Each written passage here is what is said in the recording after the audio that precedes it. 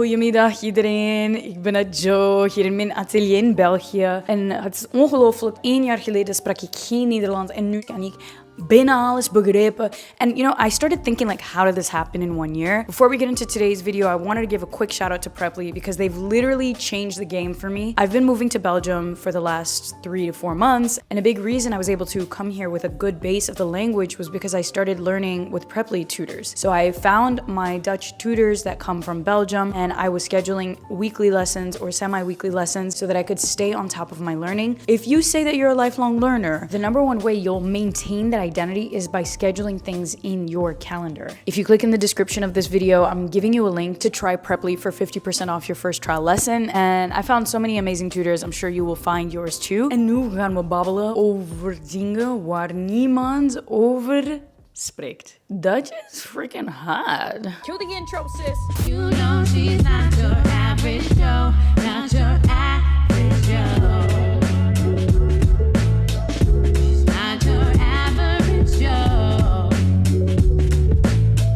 C'est la deuxième partie là. On va continuer la conversation des choses that we don't speak about when we're talking about learning a language. Gente, vou ser honesta. Just because you speak one language, let's say I speak Portuguese, não quer dizer que el español es más fácil. Porque the confusion in the brain is real. So a lot of times people will think like, oh yeah, I speak one language, so I'm gonna speak the other language faster. Yes, it's true to some regard. There are language families that exist and they are semi-shortcuts. Like, you can learn a Slavic language and it'll be easier for you. If you start learning Croatian, Serbian is going to be a breeze. If you learn Portuguese, you might be able to pick up Italian, Spanish, French. If you're learning Dutch and you've already spoken German your whole life, Dutch is going to be easier because of the grammatical structure. However, when it comes to actually speaking the language, it's a different conversation because you're going to be like bloqueado. Quando parlo italiano e poi tengo che hablar español, es una mezcla in mio cervello che non è facile di capire. Sometimes I'm speaking Spanish thinking I'm speaking Spanish when I'm actually speaking Italian. It's like the case. Here's the caveat though. If you're very strong in a language, you won't confuse it. Par exemple, si je parle français, je vais pas confondre le portugais et le français parce qu'ils sont pas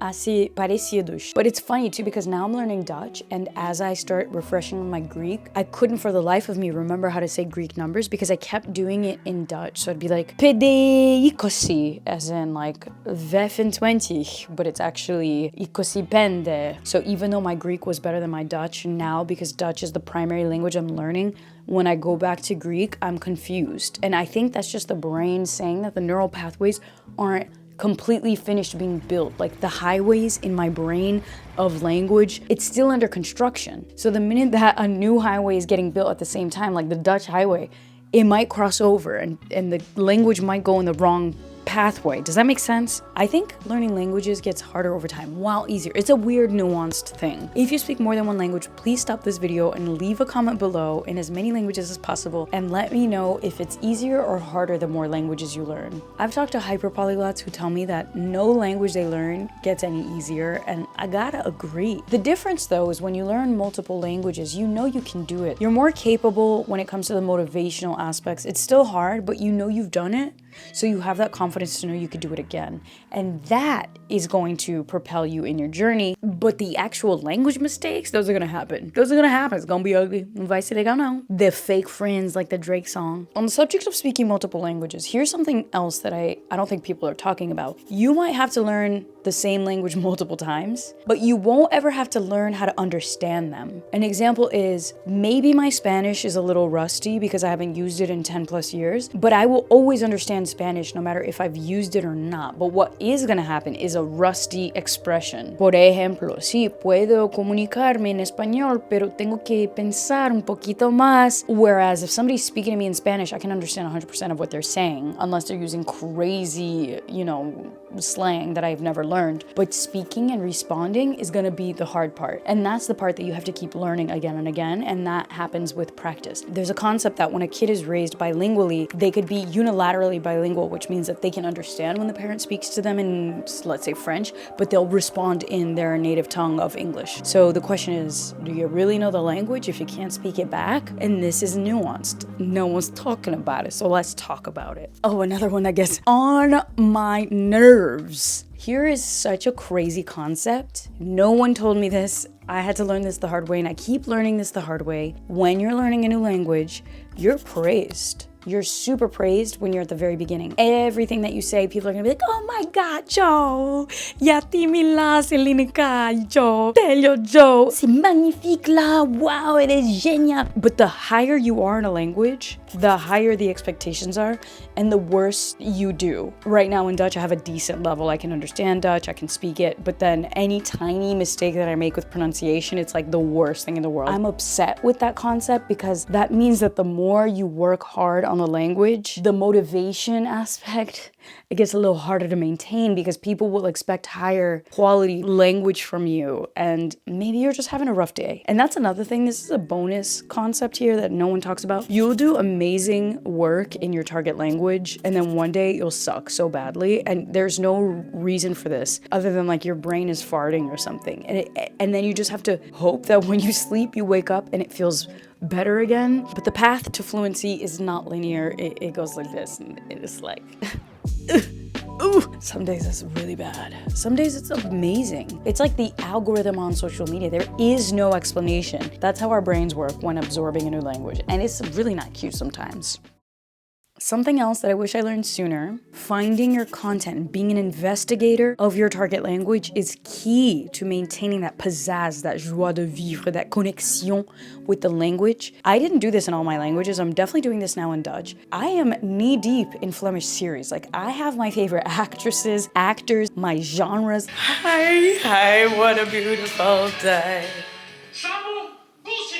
De lief is Thomas. Wat zegt Caroline daarvan? Sorry, maar dat kan echt niet. Maar één ding is zeker, ik wil die twee niet meer samen onder mijn dak. So he doesn't want them all under the same roof. I think dak is roof, I'm not sure, but context here is king. En ja, geloof dat. Ja, ik geloof dat. En ja, geloof dat. Juicy! Having my dinner, having a great time, and I am hooked. Dat kan niet meer. I'm like a fangirl of the TV series industry in Flanders, which is crazy because I've never done that in Italian and Greek or anything. And that has changed everything for me because now it's a part of my life. Like when I'm cooking, I'm not watching an English speaking series. When I read the newspaper, I'm not reading it in English. I'm reading Wabrieft, which is Belgian news, with the express purpose of teaching new Dutch speakers language through the news. So it's just like these really interesting things that have entered my life that I wouldn't have had otherwise. And I love them and they're part of my daily routine. So it doesn't feel like I'm really trying to learn Dutch. I like these things. I read the news in English, so now I read the news in Dutch. And I get the news for Belgium and Europe from a perspective that I wouldn't have had otherwise. And that, I think, is what makes it more than just language learning. This is like life learning through language. That's dope. And the last thing that I wish I knew sooner that no one really talks about is to have your learning in one place. I am an analog chick through and through. I do love tech, but when it comes to language learning or learning anything at all, I love that paper and pen connection because it slows down the thinking process. I have time to process what I'm writing. If you're more of a digital note taker, I have friends who've made courses on digital note taking. Those are really interesting tools to look at through the language learning lens. If you're an analog person like me, I've designed Fluentish, my language learning journal, and this is a journal that has all of the things that I do when I'm learning a language,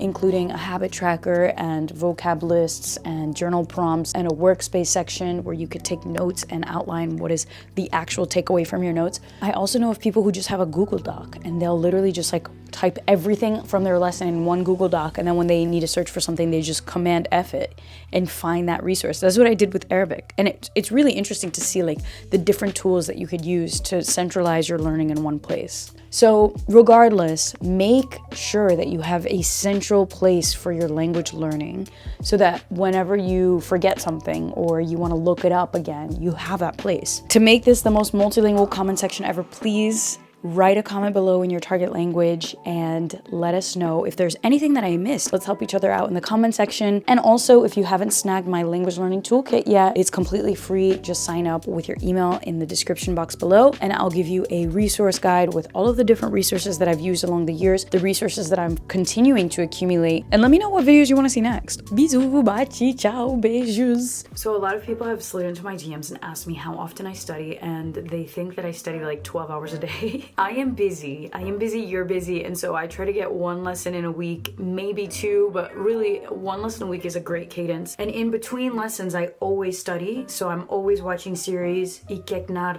series, I journal in Fluentish, I am always like with the language in my life. But as far as lessons go, once a week I think is a great place, and you don't even need an hour lesson. You could do it 50 minutes or 30 minutes even and just have that accountability. I think that's really, really helpful. And that is how it's been going. So cool. Tot ziens, tot de volgende keer.